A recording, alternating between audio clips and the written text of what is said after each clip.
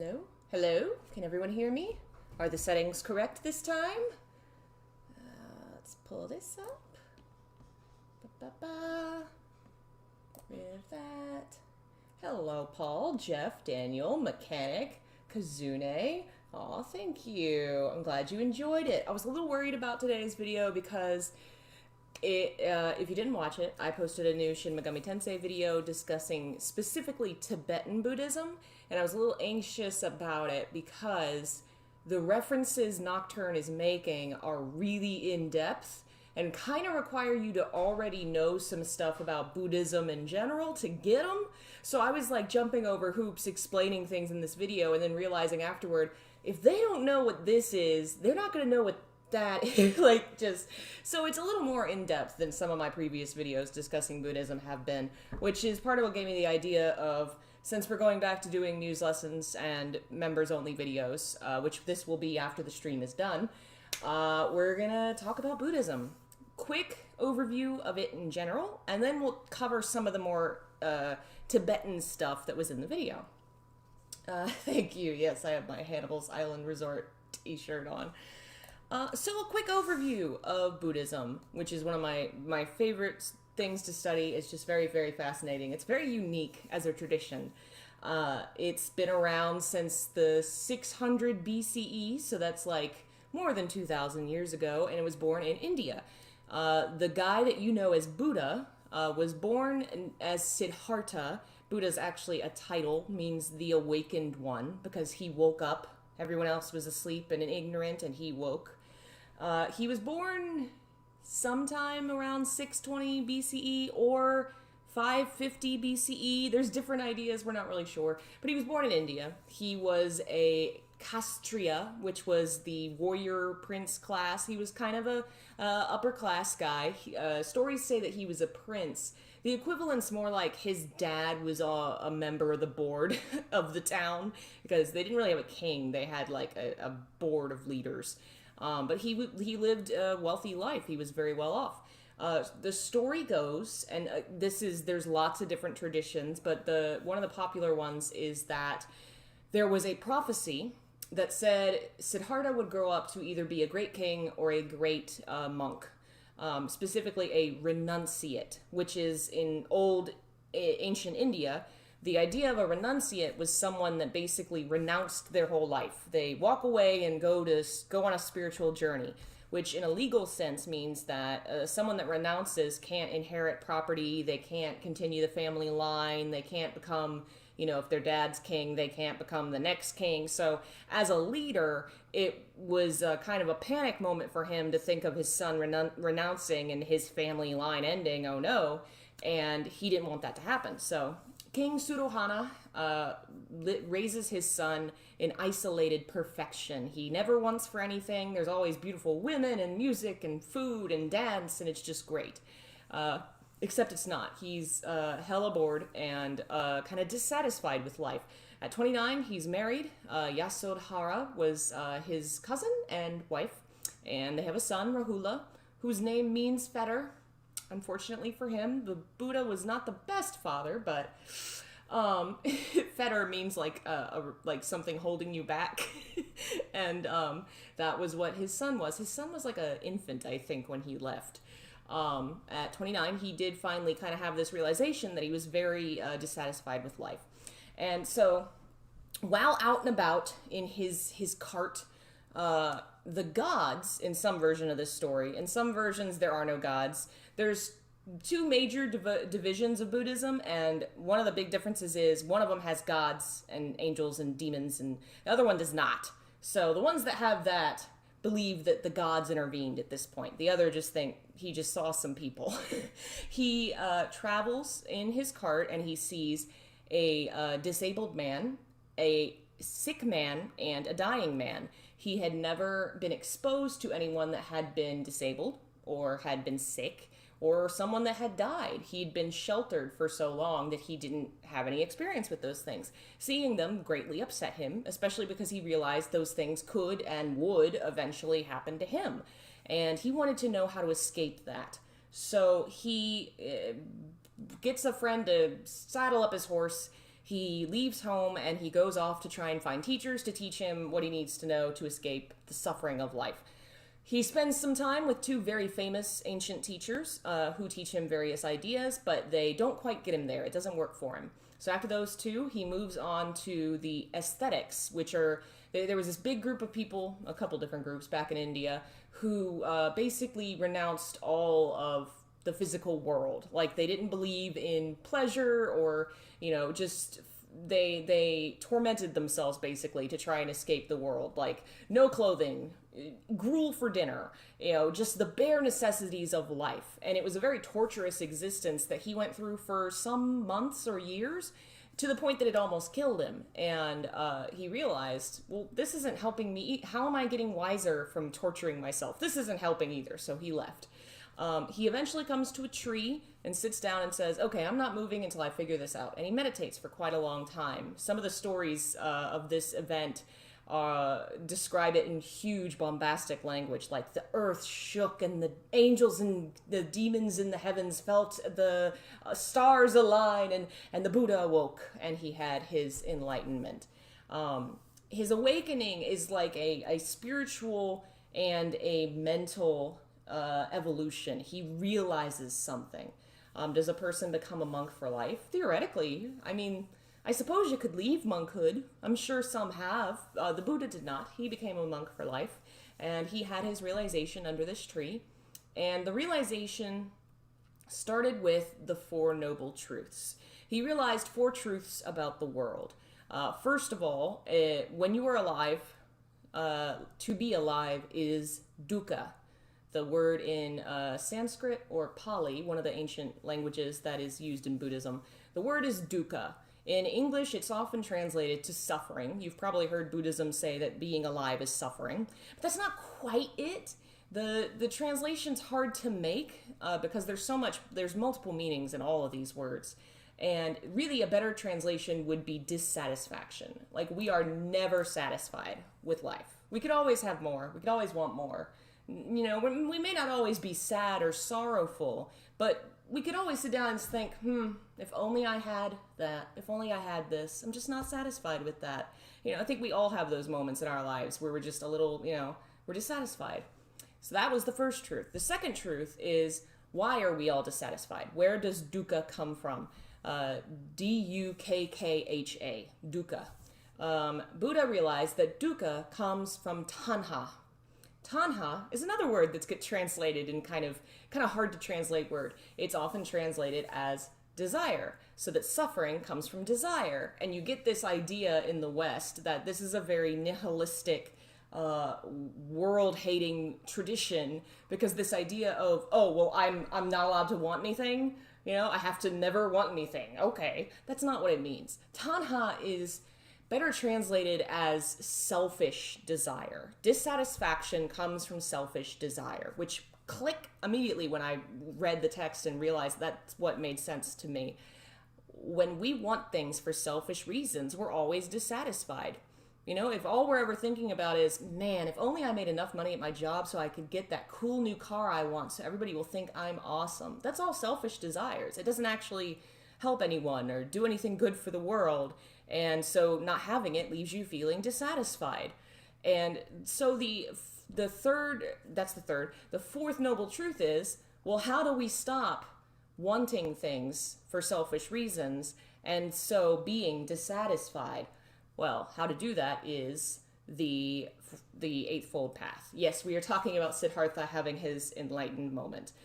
So to stop feeling selfish desires and to escape from the suffering that is caused by selfish desires, we follow the Eightfold Path, which is basically the Buddha's self-help plan. It is right views, right intent, right speech, right conduct, right livelihood, right effort, right mindfulness, and right concentration. And they are in a specific order because it's kind of like moving from one to the next one. They kind of build on each other, even though they may also go together. Right view is basically understanding, being taught what to believe, the right path. If you believe up is down and right is left, you're never going to figure things out. So having the right viewpoint is the starting point, which basically in the Buddha's sense would be listen to what the Buddha's saying, to take in the Buddha's teachings. Right intent means acting, not just doing the right thing, but doing it for the right reasons. If you're doing good things for selfish reasons, well, you're back at square one. If the whole point is to get rid of selfish desire, you're not going anywhere. You need to do things for the right reasons. Right speech. The Buddha put a lot of focus not just on what you're doing and why you're doing it, but also like how you do it.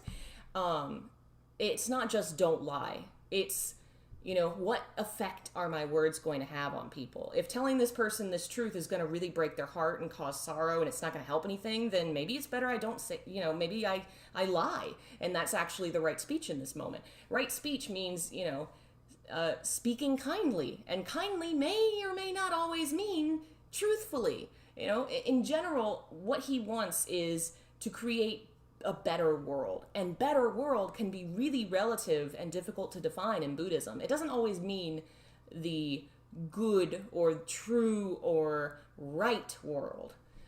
Right conduct kind of follows with speech, behaving properly. And again, that can be really a gray area. Is it proper to kill? No. Am I standing and watching a guy with a knife about to stab a 5-year-old girl and I have a gun and I could stop him? Well, it seems that in that situation, the right conduct might be to save the little girl. It gets complicated. Right livelihood. If you are a practicing believer of these traditions or of other kind of traditions and your job makes you betray those traditions, well, then what are you doing? In the modern world, that's a little hard to do. In the ancient world, that's kind of the thought of like, if you're a vegetarian, you can't be a butcher, that kind of thing. In the modern world, our lives and jobs are so complicated and connected that it's kind of impossible to follow your morals and also have a job.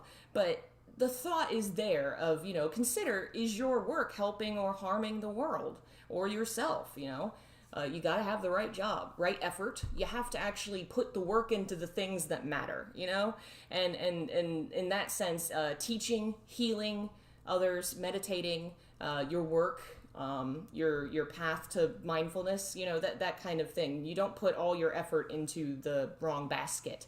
Mindfulness is a major part of this. The Buddha was one of the earliest teachers in India to put a lot of focus on what you're thinking and how those thoughts affect your behavior. You don't just act well, you think well, because your thoughts become your actions. So you have to really think, okay, so why am I saying this? Is it going to be helpful? Maybe I shouldn't say it. Why am I doing this? Is it going to be helpful? Maybe I shouldn't do it. Kind of training yourself to second guess and think what it is you're saying and you're doing.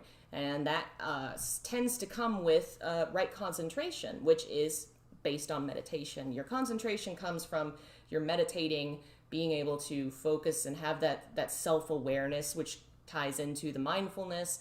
And from that comes, your correct behavior. When you have control of your mind and your thoughts, you control your entire body, your behavior, your attitude, everything. And from that comes happiness and satisfaction because, again, you're going to be following the path, escaping from selfish desire, behaving well in the world. And when you do that, you feel so much happier, so much better. Don't we all feel good when we're helping people?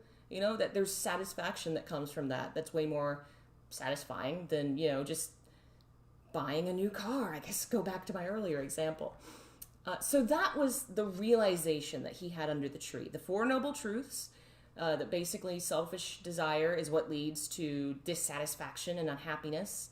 And that kind of becomes a cycle where people are still unhappy, so they're still chasing things they think will make them happy, but they don't, so they're still unhappy and that kind of thing. And to escape that, you follow the Eightfold Path. Now, when Buddha realized this, he kind of got upset at first because he was like, dang it, nobody's going to listen to this. In certain traditions, the Buddha almost walked away. And then the gods descended and said, no, wait. We really want you to preach all this. And he's like, but nobody's going to listen. Come on. And the gods are like, but maybe somebody will listen.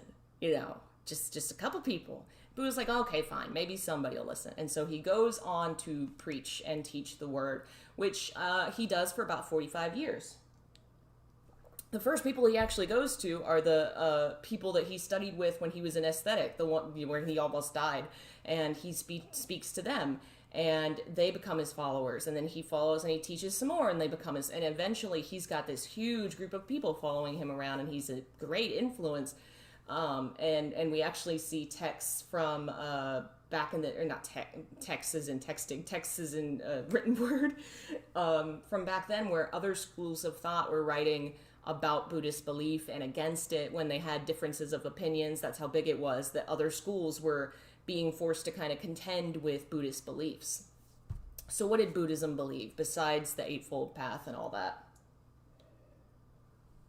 Well, the idea of reincarnation was already big in India. Like most traditions, but not all, believed in it already, that there is this cycle of life, that everyone is kind of a soul that is born and then dies and is reborn again and again. In the biggest kind of tradition at the time, in the Vedic tradition, which evolves into Hinduism later, your karma, your behavior, is what influences what you'll eventually be reborn as. You know, you could be reborn as a god, as a divine being. You could be reborn as an animal if you don't do great. You could be reborn in hell if you're really terrible. And that cycle continues forever. In Hinduism, it really doesn't have an end. There's no idea of escaping it. Buddha would take the idea of reincarnation and the cycle of rebirth and karma and add to it the idea of nirvana, where, yes, we are all being reborn all the time, but we can escape it if only we can achieve nirvana. Let's see what here. Yes, the complicatedness is what many schools Buddhism teach. It's basically impossible to reach nirvana in one lifetime. Most do. Vajrayana, which is what was in the video today, does not. It actually believes that you can, but we'll get to that. Basically, you do have to live many lifetimes to be able to achieve nirvana, because it's believed to be that difficult. Nirvana is a word that basically means the putting out of a flame. In one of his early sermons, the fire sermon, he describes desires and selfish feelings and such as like flames that burn and they get out of control. And to put out that fire, you follow his path, you'll be extinguishing the flame and achieving nirvana. Nirvana is, in the original sense, nothingness.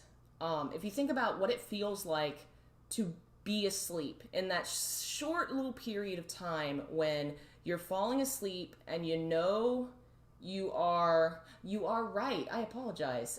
Hinduism, the samsara does have an end. It's called moksha, the equivalent of nirvana in the Vedic Dharma. I don't remember when that came up, if it came up later or if it was already around back in the Buddha's time, but it's a little different than nirvana because of a difference in belief that I'll get to in a second. Nirvana is kind of that nothingness when you're falling asleep and in the black and you don't perceive anything. You don't even perceive existing. It is a return to the nothingness we all came from. And what is different between Buddhism and Hinduism, or at the time Vedic tradition, is the idea of what is being reincarnated. You know, the cycle of reincarnation in Hinduism, we're all being reborn all the time. We have this eternal soul that has always existed, will always exist, and keeps being reborn based on the karma it accrues. Buddhism doesn't believe in that. Buddha had an idea called anatta, or no self. Very complicated thing to get into that is a big part of what makes Buddhism, I think, hard to follow for newer folk. The idea basically is there's no real thing as a person. There's no real self. When you try to break down what myself is, how do you define it? Am I what I see? Am I what I feel? Am I what I think? All of those things are very temporary and they pass, but I'm still here. So how can I be my thoughts if my thoughts ended? How can I be my feelings if my feelings are over? I'm no longer angry after I was angry yesterday. How can that be who I am? The Buddha will break down in very philosophical detail what you're not, to the point that he takes everything away. We are not our feelings. I am not my body because there's something in me that's not body. I'm not my mind because there's something in me that's not mind. When I'm asleep and I'm not thinking or feeling or perceiving, I still exist. So what is me? Uh, Buddha basically says that all the stuff we think of as ourself isn't. We aren't that. We are not self. And so what reincarnates in the Buddha's tradition is not an eternal soul, because we don't have one. It is a spark. Basically, you think of it as like a fire. If I am a flame and a spark of fire pops off my fire and starts another fire over here, this fire came from my fire, but it's not the same fire.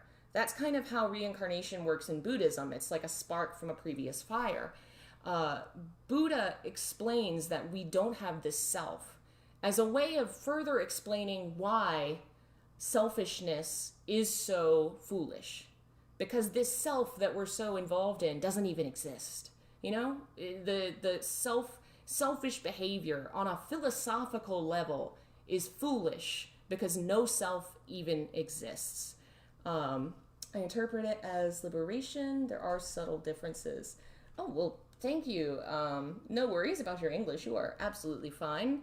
And my notes here are really messy anyway, so I'm sure I'm just jumping around places and forgetting things. Let's jump down here. So we discussed anatta, to build on the not self idea, the Buddha divides things up into skandhas, I think it's said, or aggregates, kind of groups. It is what we experience, what we feel, what we think. We can kind of group them all together into different sections to easier, like, kind of clean up what it is that we're not.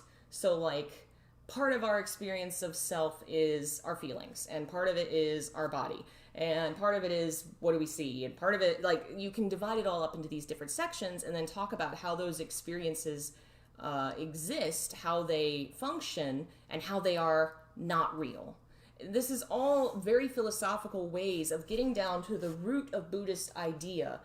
The fact that nothing is real and nothing is nothing is eternal, essentially. It's the concept that because we can kind of break all these things down and see that really at the root of things, nothing is really real, that is kind of a way to break away from our self-centeredness. It's kind of a mental exercise to help you work through your attachment to yourself and to your life and to living in general. Another example of this kind of breaking down of concepts is to take a book. This is a book, right? Well, what is a book? Is it this part? Is this the part that's the book? Well, no, that's the front page. Is it this part that's the book? No, it's the back page. So the book is actually a thing made of smaller things. Okay, well then, is this the book? Well, no, that's a page with words on it. And the words are made of letters. And the letters are made of small little pieces that all come together to make the symbol. And you can keep breaking it down further and further, where everything that we define in the world is made of smaller things. You can keep going. In the modern sense, we have so much scientific knowledge that fits really well into these ancient ideas that blows my mind. You can dive into anything physical and break it down and break it down and break it down until you get to an atom. And everything is made of those, all made of the same thing. It's an accident that I'm me. I could have been a chair. You know, we're all made of that same stuff. Ultimately, we're all the same thing, and it's nothing. We're mostly nothing. Nothing is the only thing that's true and eternal. Everything else is going to fade away. 100 years from now, this book will be dust. But nothing is always there. And we, with practice and with meditation, we can detach ourselves from the foolish notions of self and of self-interest and selfish desire and return to nothing, which is what we all are. It's kind of beautiful in a very freeing way that I think is kind of hard for some Westerners to understand because it sounds so dark. What? We're all nothing? But Buddhism says we're all the same. We all come from the same place. And all of us basically are our best selves when we're helping other people and we're being selfless. And that is really the true best way to be a person. And Buddhism also says that there's nothing that's certain and true. In Christianity, they would say there is such a thing as good and evil. And those things are certain. They are defined. Buddhism has nothing that is certain because everything's relative. You cannot say for certain 100% of the time it is always evil to kill. You can't say that because you never know the circumstances of what's happening. You can't say 100% of the time that it is never okay to steal because you never know the circumstances. So Buddhism gives you this openness to decide for yourself in some ways what is appropriate, what's not in the circumstances. You follow the Buddha's path, you follow the Eightfold Path, you consider and you meditate, you practice the right view, the right livelihood, right conduct, but all of that you take into the context of the situation you're in and you behave the way that you feel is right for that situation. And that all comes back down to karma and rebirth. In Buddhism, karma builds through selfish behaviors.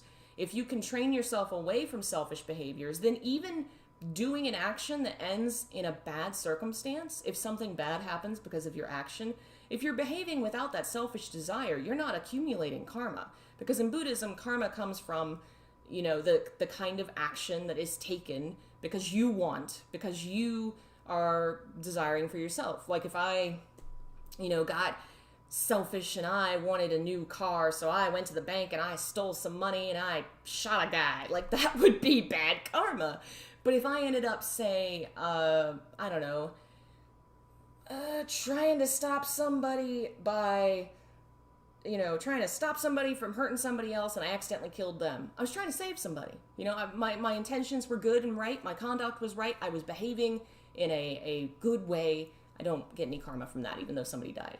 It can get very complex. Of all the traditions, I think Buddhism can be the most complex because it's so detailed and so philosophical. It's fantastic. To get a little back, we got real philosophical there because some of Buddha's ideas, you really got to go deep. Let's get back to the general stuff and move towards the traditions that we're headed towards, Tibet.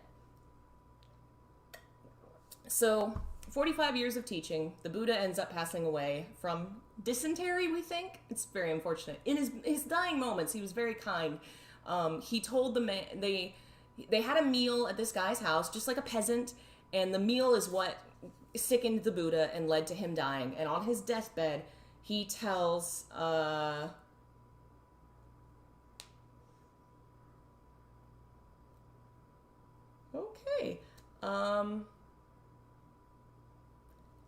do we have, let's see there, what was I saying? Buddha's death. On his deathbed, he tells his students to tell the man who made the meal that it was the second best meal he'd ever had, or I don't remember if it was first or second, but to tell the man it was a great meal because it was the one that was leading to his parinirvana, his passing from this world, and that was a great thing. And that made him very happy. And I mean, the guy, how terrible is that?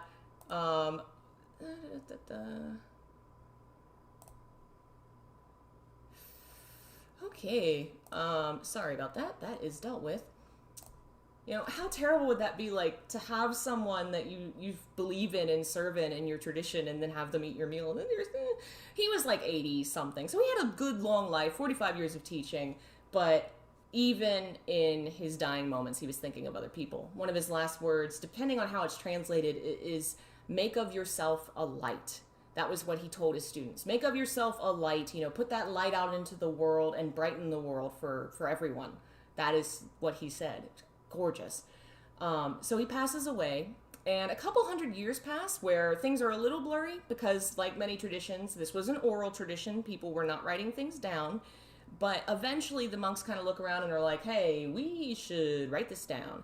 I think it started because one monk was like, hey, since the Buddha died, does that mean I have to keep wearing my sandals? Like something like that, where a guy had a question where he wanted to know if they kept having to follow those older traditions. And then people looked around and were like, what are the rules? We should figure this out. So they have this big group come together to figure this all out. They start this process. There's a couple different meetings where they write down what the Buddha told them. They decide on the rules that the monks are going to live by, all this different stuff, and it's collected into the Tripitaka, the three baskets. There's a section that's dedicated to really deep philosophical stuff, like the no self and all that stuff, getting in the weeds. There's a section on the general rules for monks to live by, so something that's, more for monks rather than the lay people. And then there's the general kind of lay people sermon stuff that, like, everybody kind of should read, that, like, read this if you're going to try and learn about Buddhism.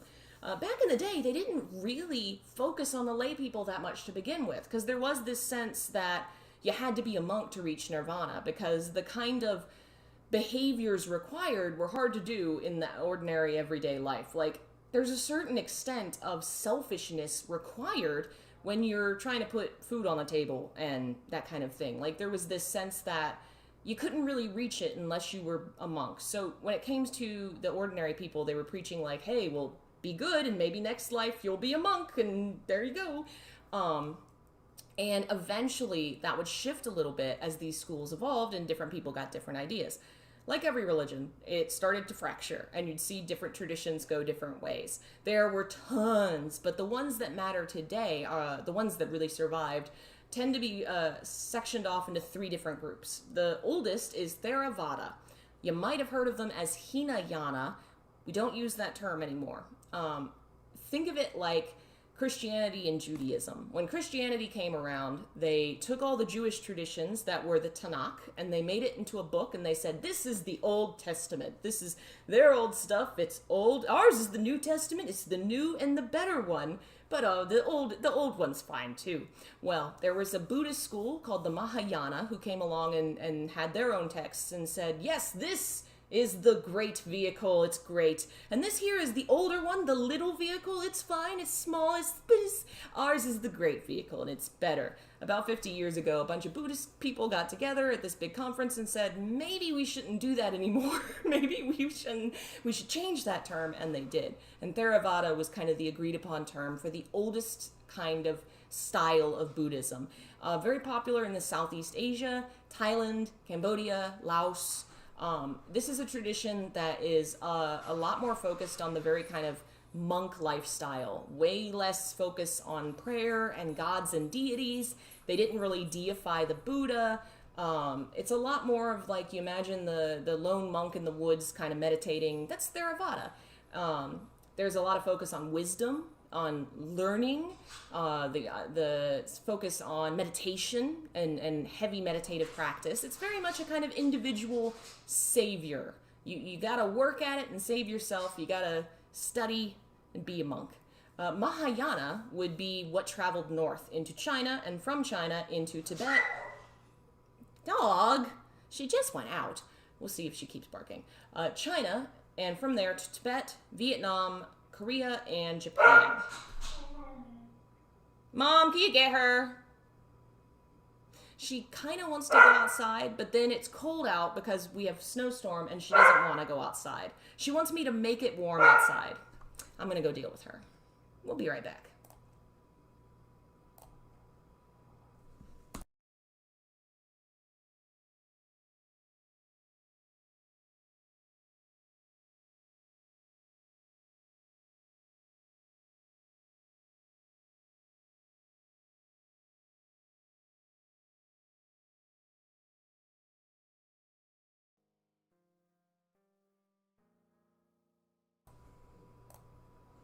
All right, here we go.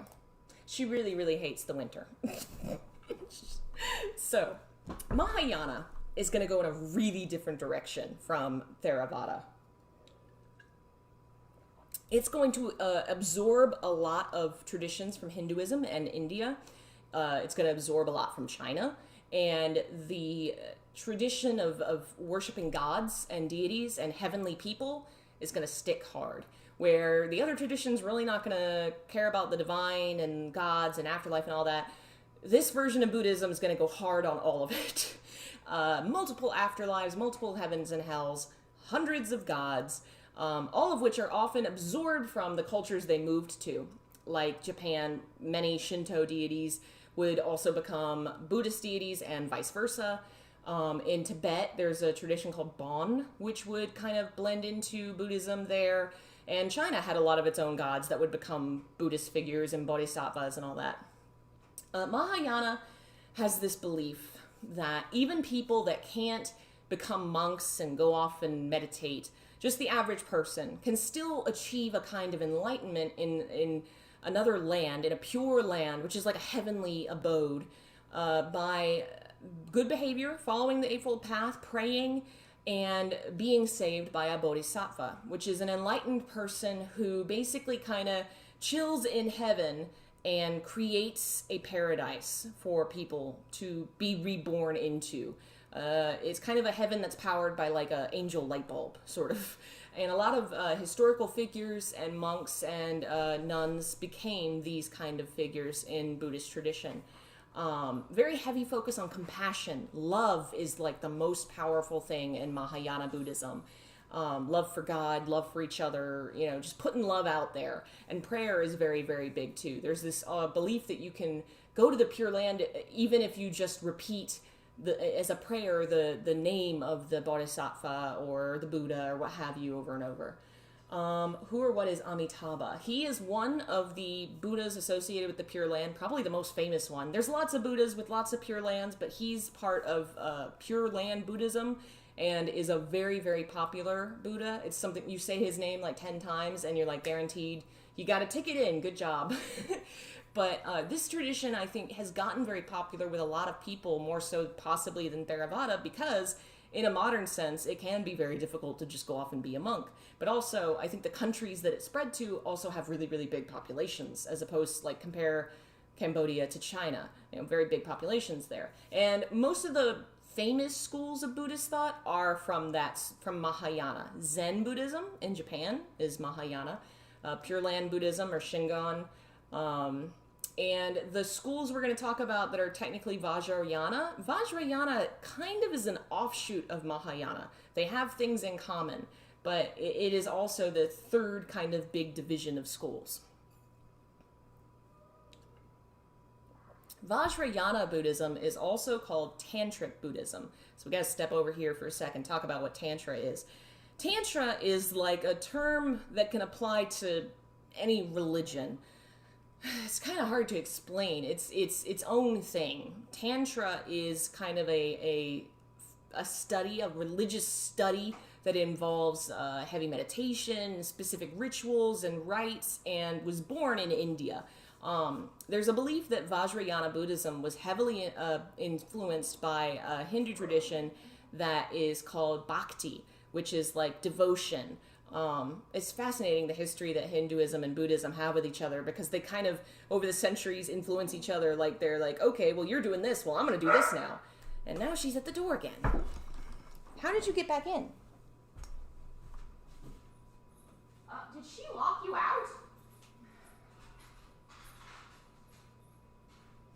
What are you doing?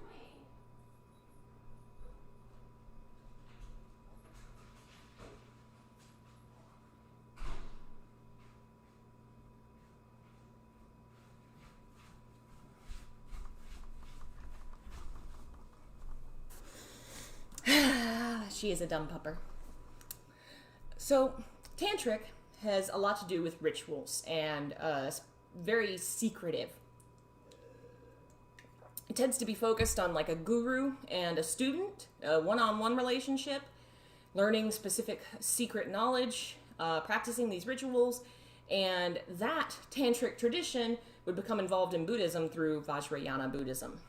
Vajrayana mostly covers the 4 schools of Tibetan Buddhism. I believe there's some sects across other countries that have Buddhism as well, mostly Mahayana, but I think Tibet's probably the most famous version.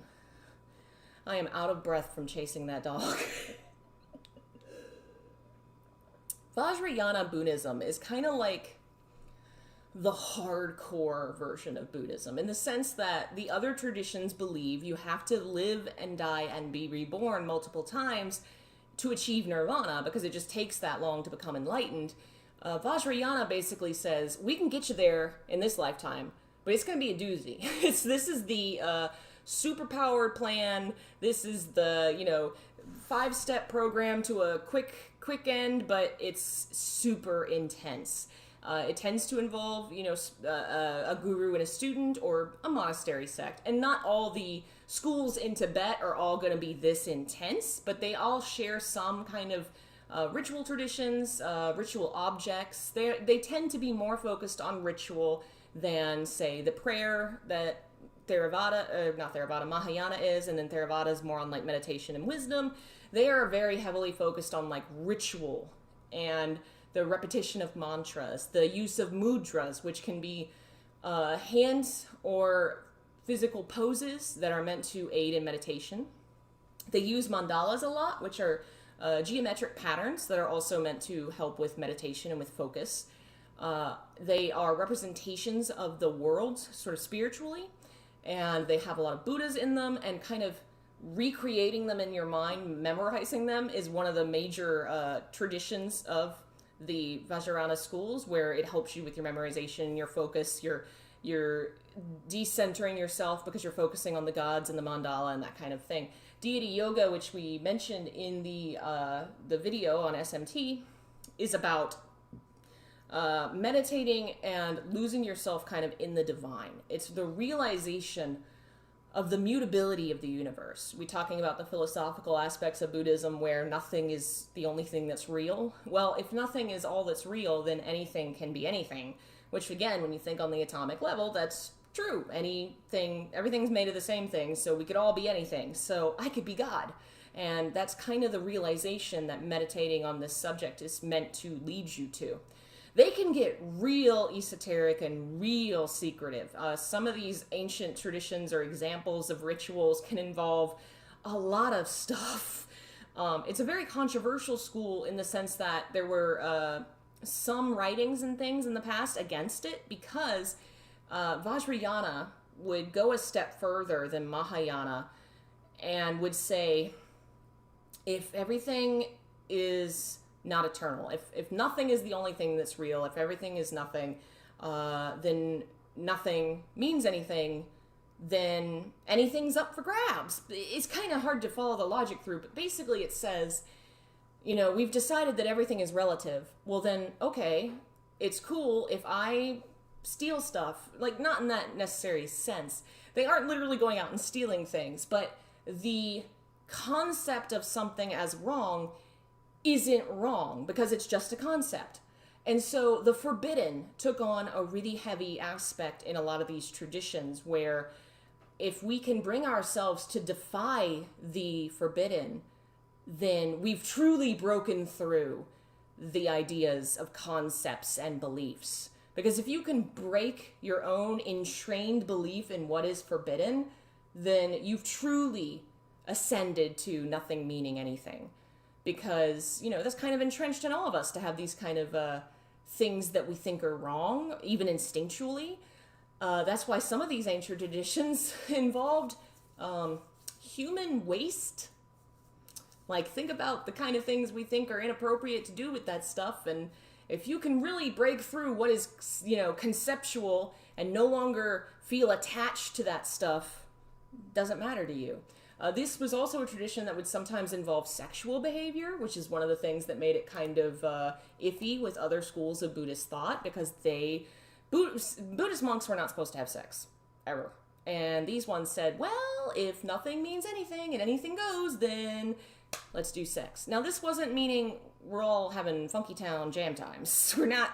These were really heavily ritualistic kind of scenarios where, like, having fun was not the goal. The goal was transgression, to prove that nothing meant anything by breaking every taboo and showing I am beyond taboos and concepts and meaning. I am ascended, I am enlightened to where I realize that none of this has any innate meaning. It is all meaningless. So the fact that I am having sex right now doesn't matter to me, because it doesn't matter, it's physical and I am beyond that. It can get really crazy and complicated. Now, that's not to say, like, don't look at a bunch of Tibetan monks and think they're secretly kinky bastards. There's lots of just pretty traditionally, tame schools of thought over there. That kind of stuff was probably more at the higher levels. Like, you had to be there for a while to get let into the secret back room. And also, it was a lot of students were warned away from it, even by the people that practiced it. Like, hey, if you don't have a solid grasp of the basics, you're gonna get lost in the sex weeds. You might fall back into the bad ways if you lose it here. So, and it gets really fascinating, some of these rituals. But you can see what they mean by, taking it that step further. Some of it involved visualization, which is what I mean by concepts that are wrong. You think about it in the modern sense. I love this, the way that this ancient stuff ties into modern stuff. You've probably heard, if you're on the internet anywhere, about antis, or about like the arguments in fandom spaces about what is and is not appropriate to write about. People writing about stuff that is morally wrong or morally gray in a sexual sense. And there are people who will argue, it doesn't matter if it's fictional, it's wrong. It's wrong. And if you're fictionally imagining it, then you want to do it in real life and it's wrong. Well, that kind of imagining of things that are wrong in your mind, these kind of tantric Buddhists would do that as part of like ritualization, breaking free from these kind of taboos of like, you imagine the god killing, and that kind of embodies a meaning that means something else. It doesn't actually mean you want the god to kill somebody. It's just breaking taboo. And I just think it's fascinating that we're still having these arguments about this kind of stuff. In ancient times, the Buddhists said, nothing matters, nothing is real. Imagine God killing you. And that was fine. There was other schools that would say things like, if you meet the Buddha, kill the Buddha. Because, nothing is real, nothing matters, nothing is sacred. So meet the Buddha, kill the Buddha. Zen schools kind of have a similar kind of, they are not tantric, but they kind of go in another direction with that same idea of nothing is real, where Zen schools will have these like riddles called koans that are unanswerable. There's no answer to these riddles. The riddle will be like, what's a horse look like when he's a duck? Quack. And it's, what? It doesn't mean anything, but it's meant to make you realize that nothing means anything. That when you think about it, it's like, oh wow, words are just made up and we made them up to mean things that don't actually mean anything and nothing is real. Like, it's just meant to make you think.